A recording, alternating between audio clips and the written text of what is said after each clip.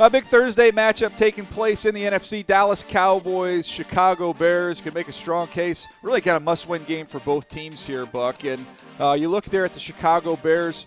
Had to have it last week. They got it done.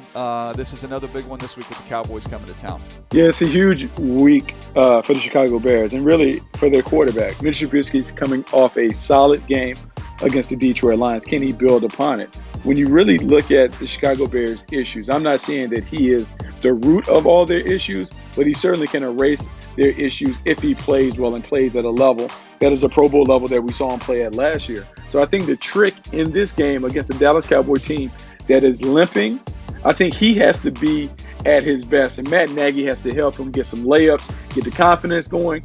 If he sees the ball go through the hoop a little bit, I think he can play better.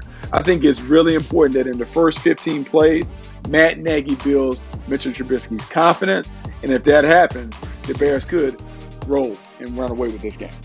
Well, I'm looking at Dallas Cowboys coming off that disappointing loss against the Buffalo Bills, where they got beat up a little bit. And I'm looking specifically at the defensive line for the Dallas Cowboys. This is a game they've got to take over. This is a Chicago Bears offensive line that's had some injuries.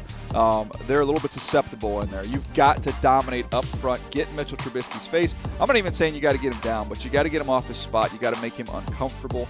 That, to me, is the key for the Dallas Cowboys in this football game. Both these offenses, the quarterbacks, the future, that's going to be the talk. I think whatever defensive front can hold up and take over the football game is going to be the team that wins. And I actually like the Dallas Cowboys to pull this off. Go on the road. They maintain their lead in the NFC East by winning a close, and I'll say even the word ugly football game over the Bears. What you got, Buck?